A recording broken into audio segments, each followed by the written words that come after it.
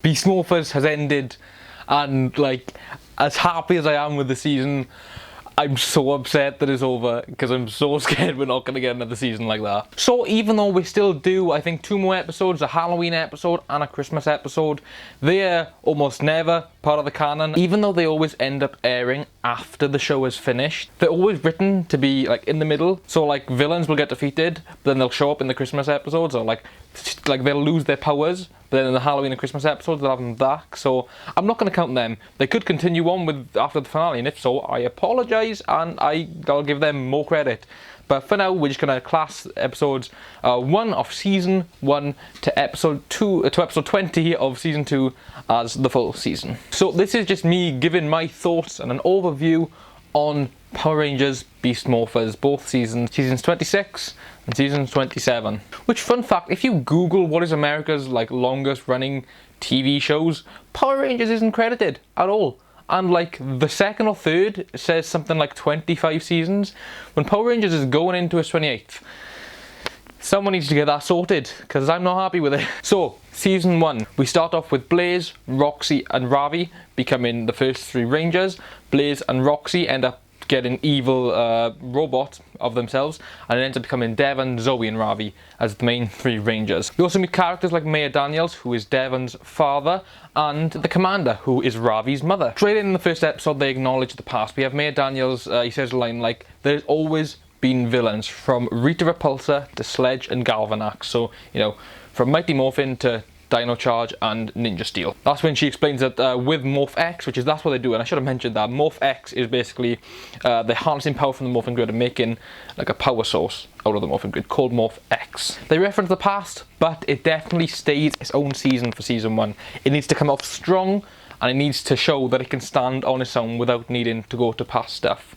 And for season 1, they definitely show that they can stand on their own. We get a lot more civilian fights. Before, there used to be cases of, right, we'll do a little bit, but we need to morph, or we need to be in like these ninja suits or whatever happened in that season, because otherwise kids will think there's violence. But in this, they're just like, yeah, we're gonna do it. We're gonna start shooting people with blasters. It's gonna be great. And for the first time in a while, other than Heckle, we have human villains. We have Blaze and Roxy becoming villains, and even though they do fight in their suits a lot, they do fight a lot as themselves. Blaze starts off to be like a kind of an evil Red Ranger, and Roxy an evil Yellow Ranger. We have Nate, who Nate is the guy in command. He's very much reminiscent to Billy, says things like affirmative and more phenomenal. It's very, very cool. But he leads on to become the Gold Ranger, along with the Silver Ranger, who is played by a robot. Well, not played by a robot, but is a robot. We have a robot being a ranger, and we've had things similar to that where you know, they haven't necessarily all been human, but this is our first actual robot who is a ranger, I think. I don't think we've had any others, have we? I'm not sure. Not like actual in season. It's either been a ranger that's come in once, so, you know, a backup ranger. But we've never actually had a ranger that is just straight out just a robot. Not including Mac, like I said. Not like humanoid robots, just straight a robot. And Nate gets a brother within Steel. Steel is only alive because of robotic tech, and also Nate's DNA. And is the Mantis DNA or the Beetle? I know they, yeah, you get what I mean. I also really like in Beast Morphers how the Rangers' parents are kind of public figures.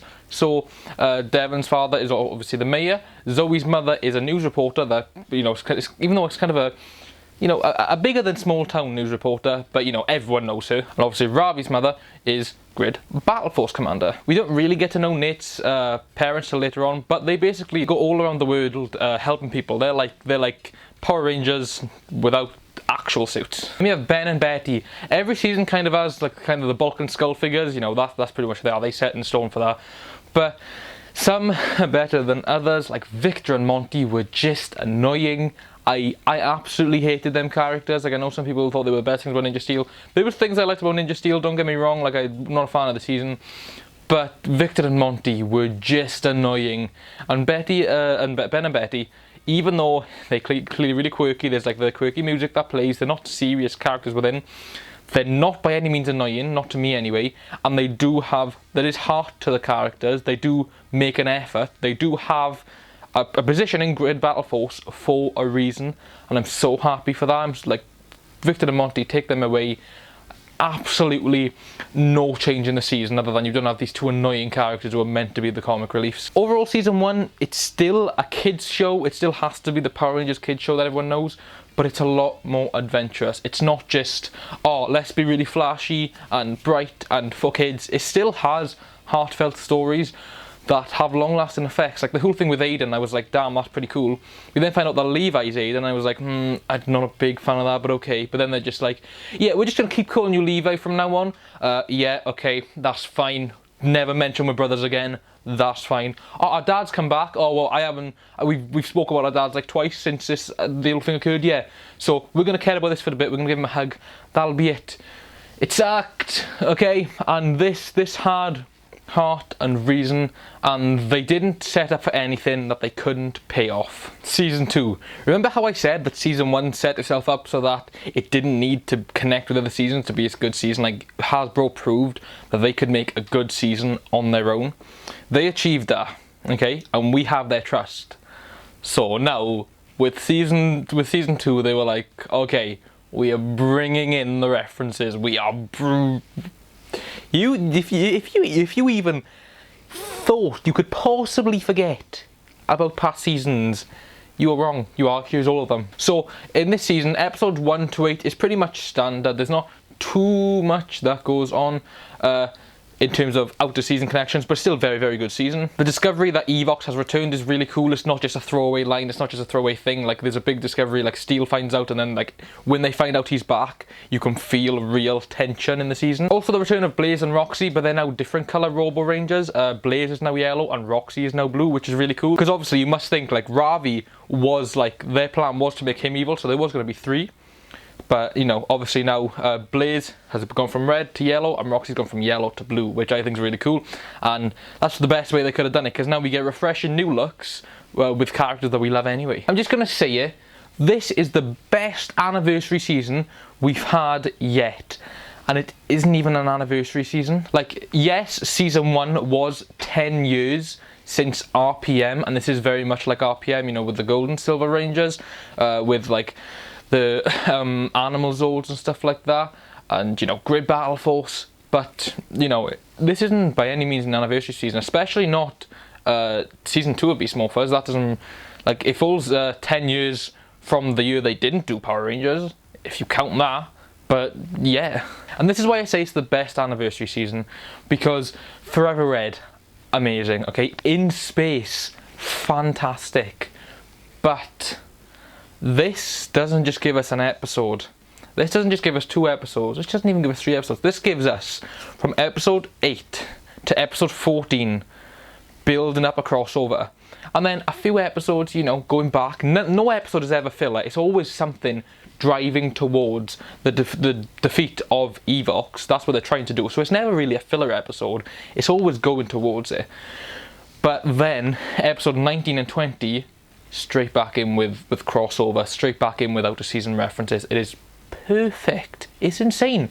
Like I did a video on what I want to see from Beast Morphers. You can go check that out. I've also done 3 videos reviewing the crossover. If I'd known that he was going to continue in the last 2 episodes, oh my Jesus.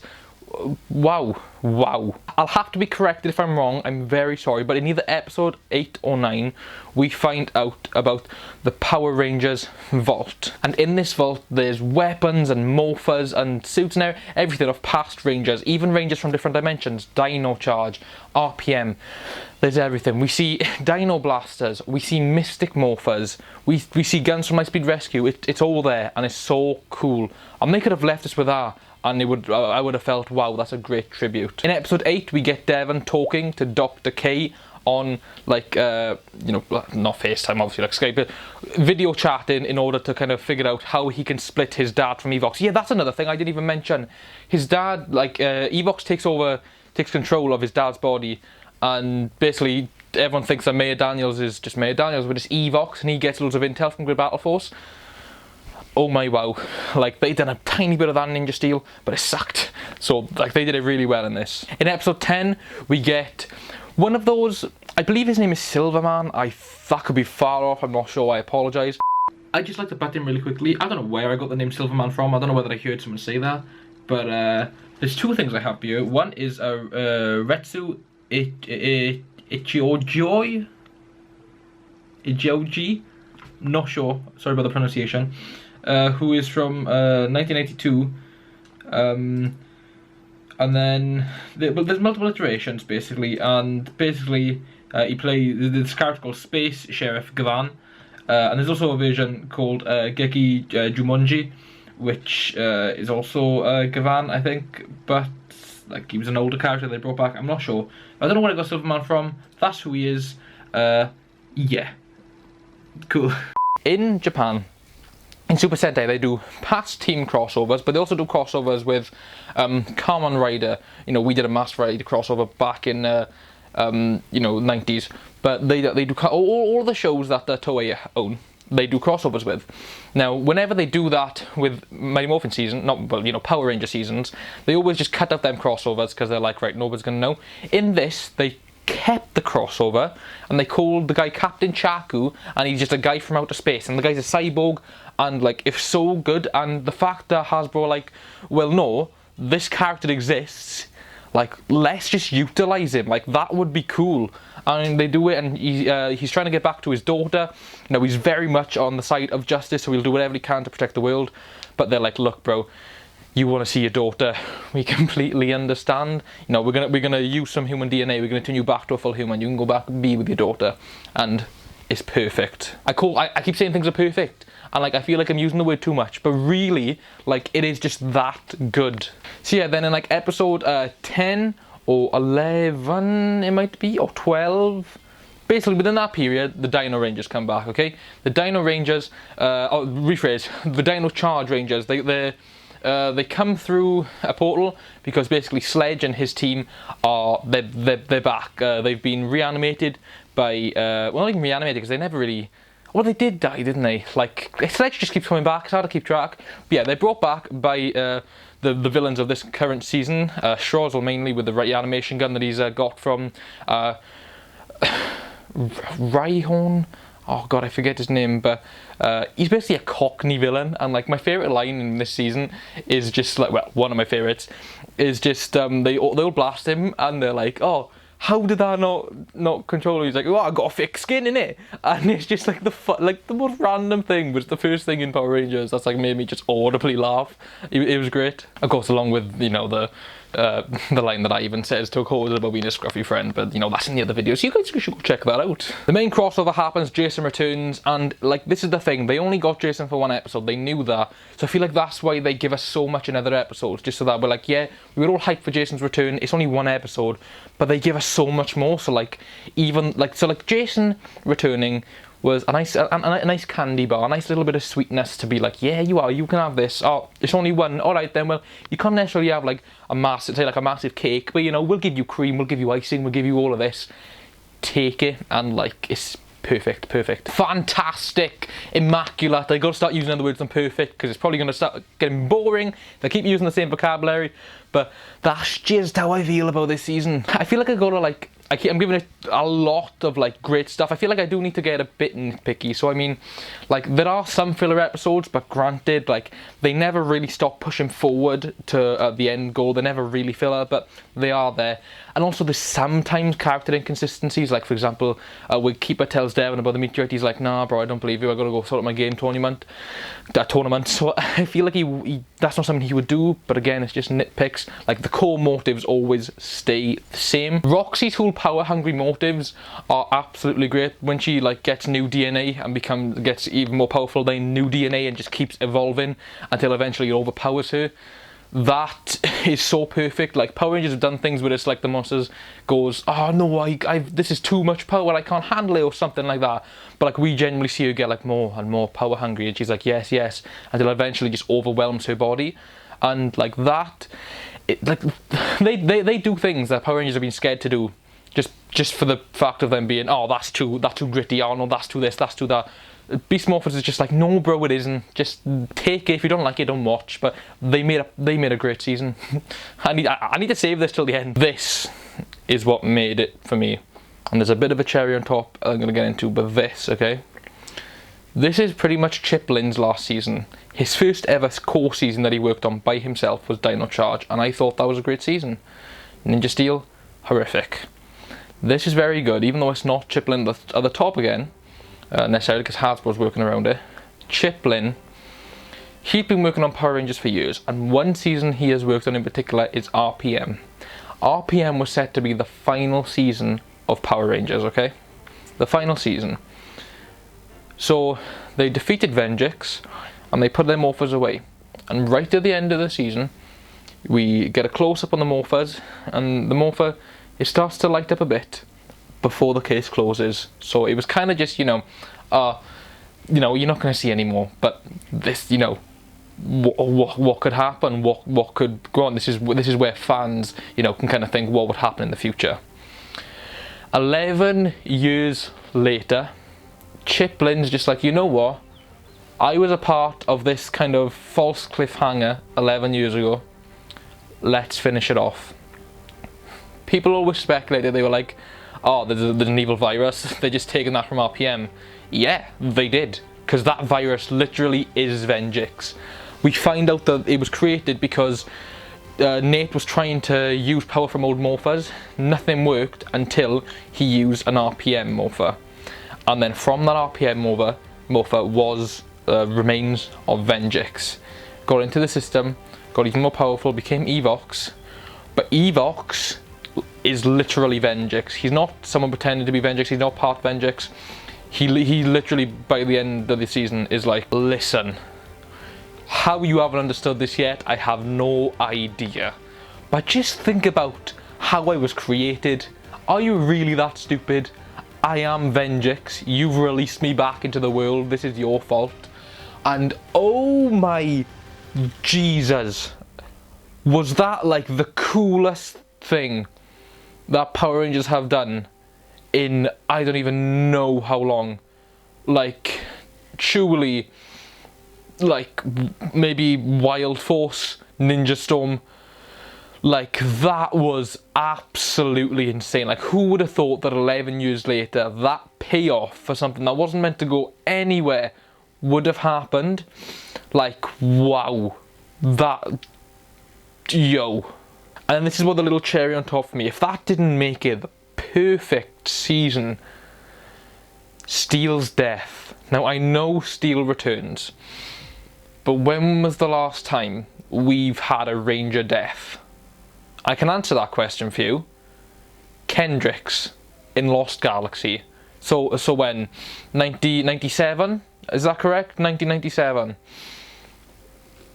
Again, he came back and he's a robot. So people might say, oh, it's not an actual human death. Screw you.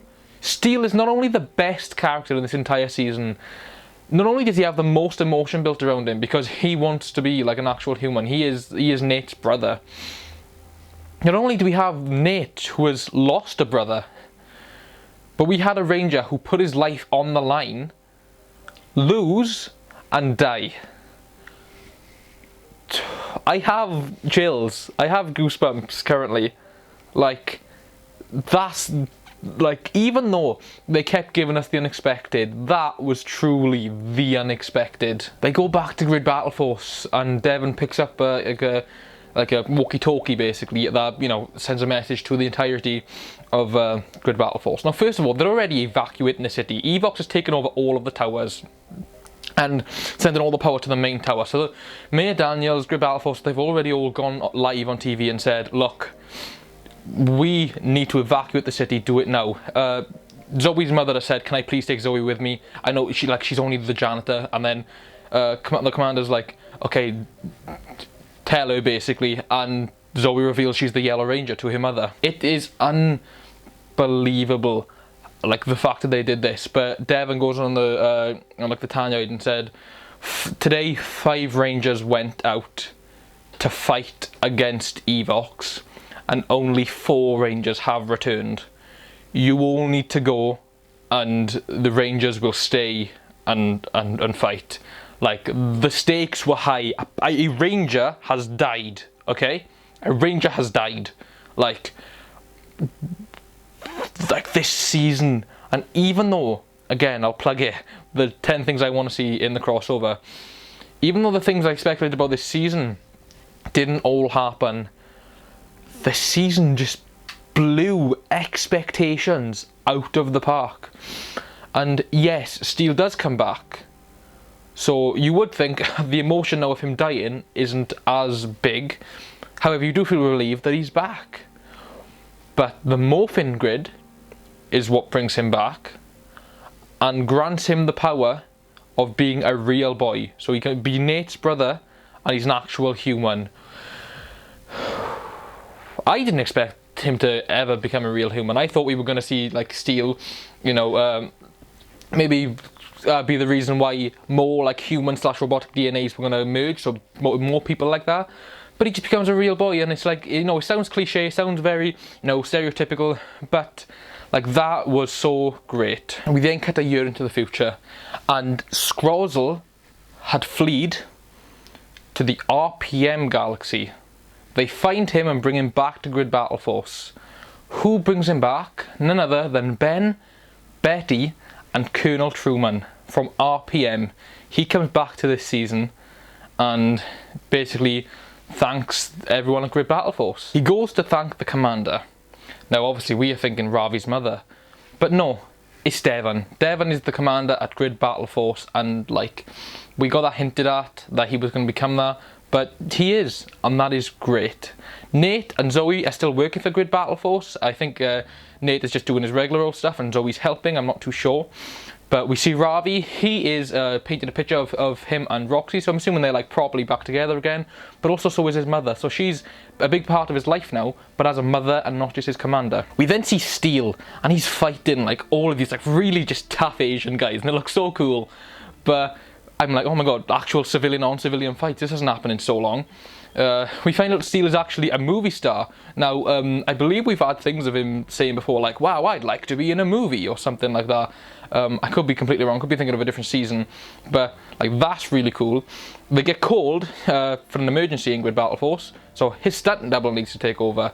It's Blaze. Like, that's, like, I personally, like, if I was doing it, the only difference I'd make was that maybe because Devon's commander, Blaze is now Beast Morph as Red, but regardless, I still think that was a pretty cool way to put the character. So Steel morphs from boy to Ranger, not from robot to Ranger. Shows up at Grid Battle Force, no one's there, and then they all jump out, say surprise, and it's actually a surprise party because it is Steel's first birthday.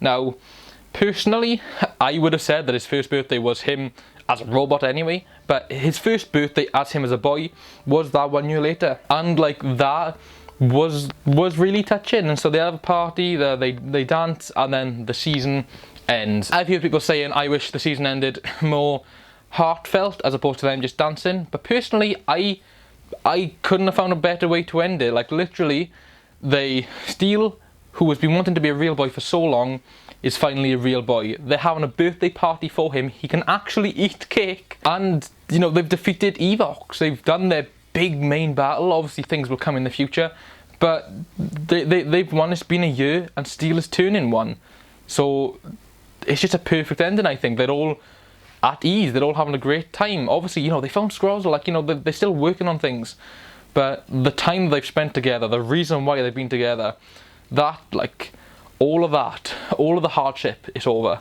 So just an overview, this is by far the best season they've done in 10 years, okay? I love that they didn't call it Super Beast Morphers or Beast Super Morphers, or, you know, like Beast X Morphers. I'm glad that they were just like, yeah, but it's just season 2. It's just not, there's no need.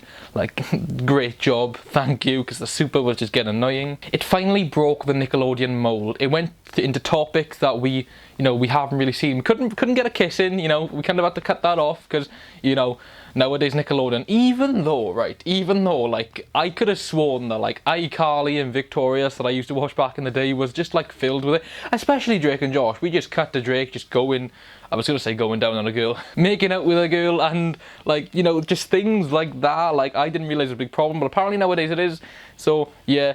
But, listen, right, that's not what I'm watching Power Rangers for, but I do want to watch Power Rangers for the good story. I want that.